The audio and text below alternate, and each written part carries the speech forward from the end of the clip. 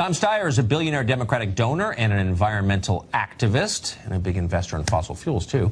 He spent millions trying to stop the Keystone Pipeline and elect Hillary Clinton, neither of which worked. But now he's got a new project. He says he's going to spend $20 million of his own dollars on a TV ad campaign calling for the president's impeachment. He's just the most recent of many who have joined that cause. I don't think there's any question that he has, in fact, met that standard for impeachment, but it's very important and urgent that we get him out of office. The president has obstructed justice. The remedy for obstruction of justice is impeachment. Impeach 45! Impeach 45! I didn't hear you. Impeach 45! Thank you. Mark Green's been around Democratic politics for decades at many levels, and he joins us tonight to assess this impeach Trump campaign. Mark, thanks for coming on. Thank you for having me back. So, there's disagreement among Democrats about whether Trump should be impeached before Mueller finishes investigation or after, but there's pretty wide agreement among Democrats, at least in D.C., that he ought to be impeached. Let's say that happens. What happens next? Would you be happy with President Pence?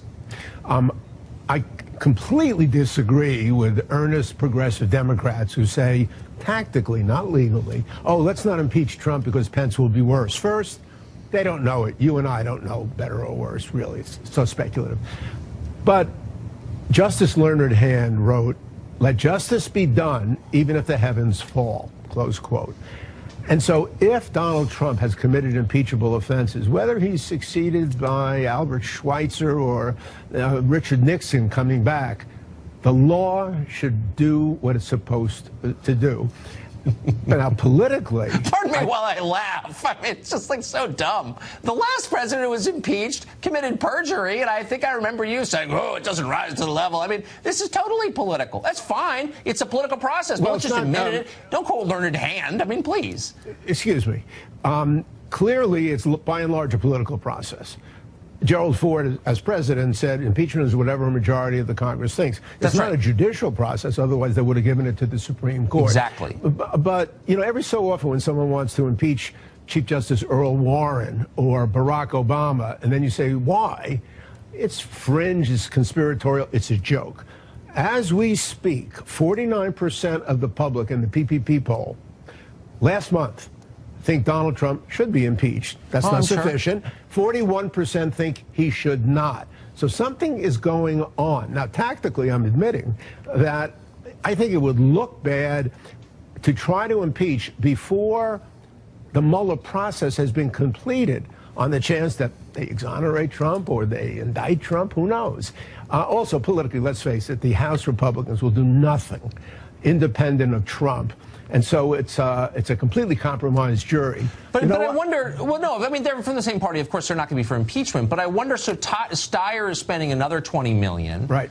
And I wonder, maybe it would be better for the cause, liberalism, progressive liberalism, to maybe spend that money, I don't know, helping the millions of Americans who are addicted to drugs or who can't find jobs, who are living on the streets in liberal cities across the country, or who think they're going to make less than their parents did, which is the majority of the middle class. Why not solve those problems and you win? A liberal like Tom Steyer doesn't listen to your advice on how to spend his money, just like the Koch brothers, who are worth $100 billion. Steyer's worth puny $1 billion, will listen to me. The reason that he doesn't want to do that, I think, I don't know Tom Steyer, only one person in the world could provoke a nuclear war with North Korea because of his infantile tweets. Only one person in the world will allow the EPA and now the the Consumer Finance Protection Bureau to be effectively denuded and eliminated because his business donors don't like it. Oh, that's according to Lindsey Graham. Grotesque I mean, look, here's the point. Trump got elected for a reason. Hold on, but Trump got elected for a reason, like him or not. The middle class is dying in this country. It's a disaster. Trump wasn't elected. Trump wasn't elected. Oh, sorry, I'm sorry. Putin put him in. Look, if you're going to be in that case, right? Okay. He lost the vote. So don't give me the people think this. The people opposed him, and the 1789 Electoral College had a different idea. Oh, right. All those dead white guys came back and made him president along with Vladimir Putin. Okay, Mark, good luck. I need it. I hope you're the spokesman for the Democratic Party. It's so awesome. Well, it's easy to see the big winner in the downfall of Matt Lauer. It's Hillary Clinton. What? In 2016, Lauer moderated the Commander-in-Chief Forum in which he held separate half-hour interviews with then-candidates Clinton and Trump. According to Clinton supporters, Lauer was too easy on Trump and far too tough on Hillary Clinton. You were communicating on highly sensitive topics. Why wasn't it more than a mistake? Why wasn't it disqualifying if you want to be Commander-in-Chief? Were some of the emails sent or received by you referring to our drone program, our covert drone program? Some of the emails you sent and received happened while you were overseas, and Director Comey also said that while they have no proof, we assess that it is possible that hostile actors gained access to Secretary Clinton's personal email accounts. Look at how much she hates him in that tape. It's visible. In her book, What Happened, Clinton herself says she, quote, fantasized about attacking Lauer because of his alleged bias.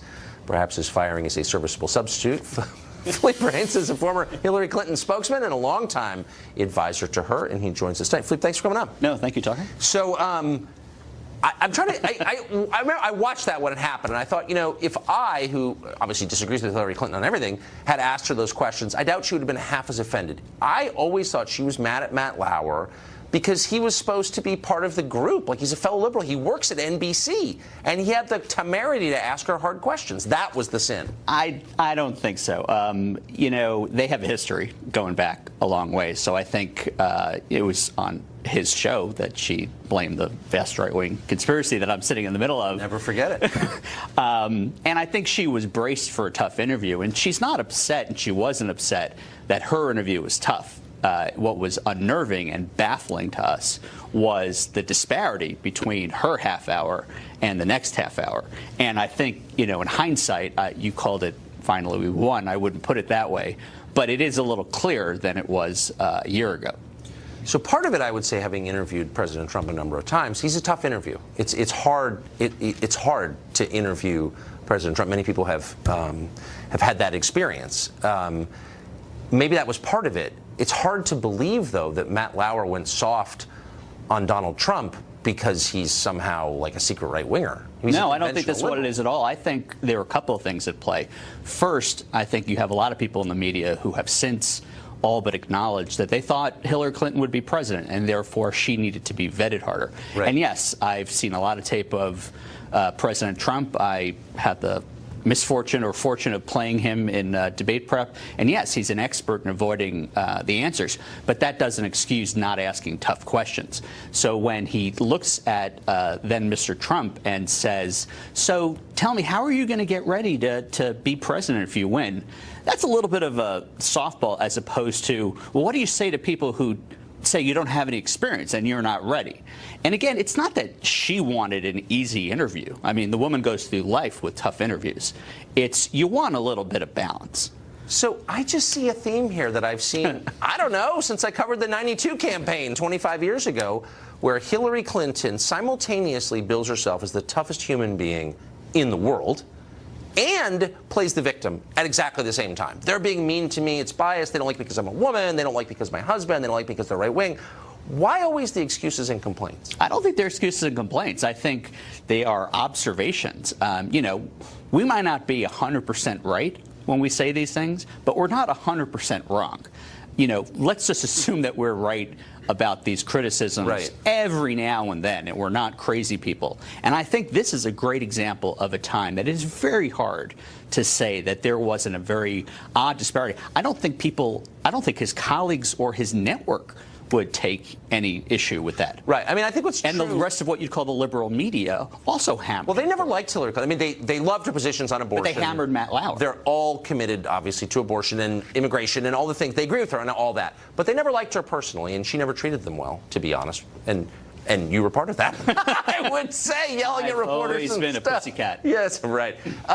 But again, it gets back to the point. Do genuinely strong people complain about unfair coverage constantly? Well, I mean, this is not exactly the question you're asking, but I think given the news, that's an interesting question, because talking to someone like Matt Lauer, with what we know now in hindsight, he might not exactly enjoy talking to strong women who are going to push back. He seems to be a little bit more used to... Oh, come on! The strong... But if she's so strong, why is she always whining about bias? She's not whining. Is there bias? Is there no bias in the world? There's tons of bias. Is there no harassment in the world? There's tons of bias in the world. Well, some of it comes her way every now and then. But if I taught my children to feel as persecuted as Hillary Clinton clearly feels, they'd be on the psychiatrist's couch. You know what I mean? Well, she herself said sometimes she thinks she should be on the psychiatrist's couch, and she opted for Chardonnay instead. But it is a baffling look back at that. It's interesting, and the response is interesting. Philippe, thank you for that. No, thank you for having me. Good to see you.